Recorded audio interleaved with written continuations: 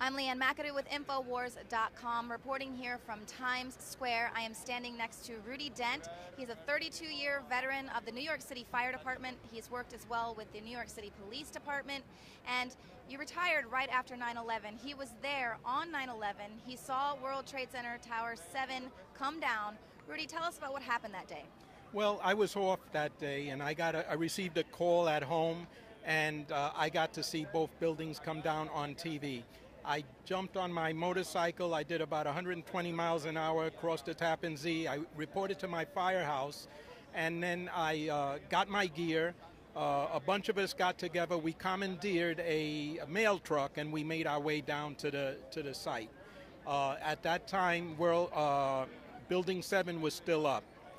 I saw Building 7 come down.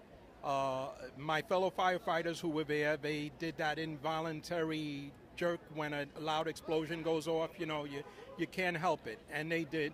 I'm a Vietnam veteran too, so I kind of didn't jump like they did, but there was an explosion. The building did come down in complete classical controlled demolition. It came down on its own footprint.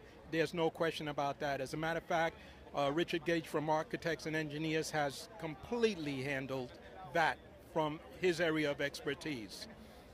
Okay. Now, we heard rumblings, things that the fire department was saying that they were overhearing Larry Silverstein talking to his insurance company of whether or not he should have the building pulled. In your professional opinion, was the building pulled?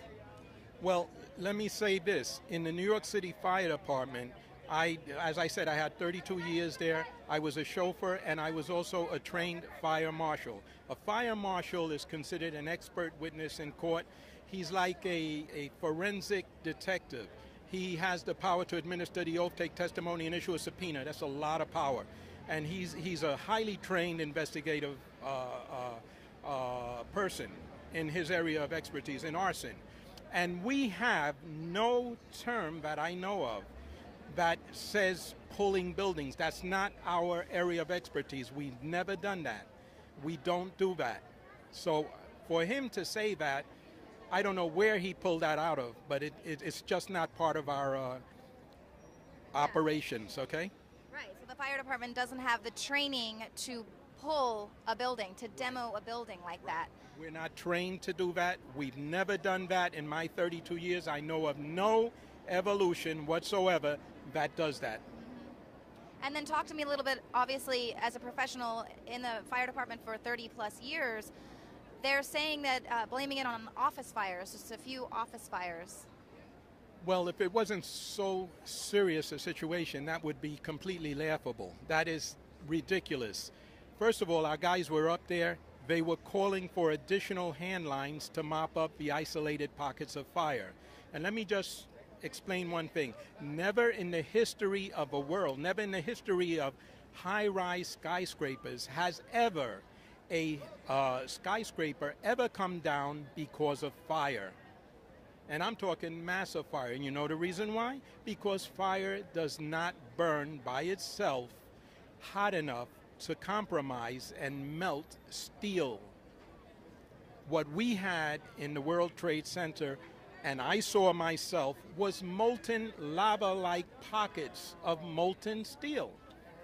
All right, I spent the night on the pile searching for bodies, and I saw that with my own eyes. So who are you going to believe? Are you going to believe a bunch of government bureaucrats or my fellow brothers, which I lost 343 guys that day? And I lost Tommy O'Hagan, Bruce Van Hines, and Kenny Kumpel. And I can never forget that. I think of that before I go to bed. I think about it the first thing in the morning when I wake up. And it's in honor of them and their family that I will continue to do everything I can to make the rest of the world wake up to the fact that this was a false flag operation. Right. And now, as you're out there with professionals who understand what it is that they're seeing, what were you all saying to each other when you're looking at this molten lava? Well, we were overcome with grief. First of all, we lost 343 guys. We weren't talking about that. If you look at the numerous videos, you'll see the guys bent over in incredible grief.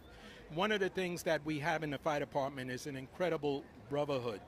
We do what we do, an aggressive interior attack, because we believe in each other. We know that our guys will pull us out if we get into trouble. And if we lose somebody, we're family. We're very close. We know each other's families. We know each other's children. And one of the things that I've been privy to I'm proud of is that the New York City Fire Department is a calling.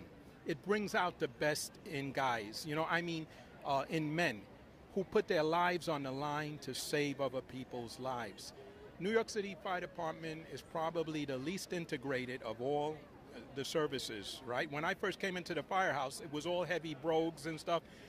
But those same guys, I've seen them bent over giving mouth to little black children that they've just pulled out of a building. And typically when you die or when you cease to start to breathe, you throw up. And they gave them mouth to mouth. I've seen incredible acts of heroism. I love my fellow firefighters. We love each other. And I'm dedicated to exposing this false flag that took their lives. Absolutely. What do your comrades say to you? What do people say to you? Because we've tried to talk to some people, and of course, they have to worry about their pension and things like that. They cannot comment. And I'm retired. But while I was on, I was approached by the news, and I deferred from commenting for two reasons. First of all, I was at 1993, the first bombing, and I saw that. I stood shoulder to shoulder with the FBI while they foraged for little paint chips. And with their forensic science, they can take that paint chip and tell you the make and model of a vehicle that it belonged to. All right? And that was a bombing. This was a bombing. What did you think about them taking all of the debris away so quickly? That was a crime in and of itself, because the classical thing that any investigator is taught is protect the crime scene. And NIST and the 9/11 Commission lied to the public. I mean, you cannot be that stupid. You cannot be that stupid. In law, as a former police officer, every crime or offense has a degree of mental culpability. Either you knowingly, intentionally, recklessly, or negligently committed the act. And the mere fact that there were obviously, the definition of a conspiracy is when two or more people acting in concert knowingly commit an offense or a crime, all right? A misdemeanor or a felony, an offense. That is the definition of a conspiracy. Was this a conspiracy? Absolutely. Yes, it was. And those people need to go to jail for treason. Is there anything else that you want to say to anyone out there? Anyone who might be wanting to come forward but they're scared? I want to thank you, because you're all we have. InfoWars, right? And independent press to try to get the word out to the public, because the public is mesmerized by the mainstream media. And let me give you my opinion of the mainstream media. The mainstream media is, their mission is to act as the most effective weapon of mass deception and public manipulation the world has ever seen. And if you don't think that's so, ask anyone any taboo question that the mainstream media frowns upon, with its army of trusted celebrity prostitutes. Right. All right? We've seen and you will see a sadly predictable knee-jerk reactionary response from the public, because that's what they've been trained to believe and trust in. Right. All right? Absolutely. Well, we are very glad that you took the time to speak with us to try and help break through that paradigm. We see, here it is, it's very much like they live all around us with all this programming and just consistent programming with the ceremony. And we're just so thankful that people like you aren't afraid to speak out, aren't afraid to be laughed at, aren't afraid to be, your friends say, what are you doing, man? Come on, you're maybe disrespectful. I think times are telling, because As you know, my name is Rudy Dent. I did an interview with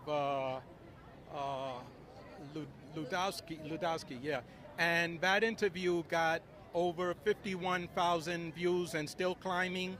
Right. It got over 1,500 likes, Yeah. and it only got 32 insults. Right. All right? The So people, that's not bad. they're ready for the truth, and they Yeah. can think, Yeah. 13 years, people are going to forget. We will never forget. We remember. You remember. This. The founding fathers were up against impossible odds. They were up against King George III, upon whose holdings the sun never set.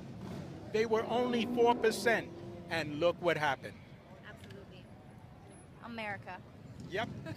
Thank you so much. Okay. Well, Leah McAdoo reporting from Times Square, and there you have it. The people are ready for truth. It does not matter how many of these anniversaries go by, the truth will reveal itself in due time.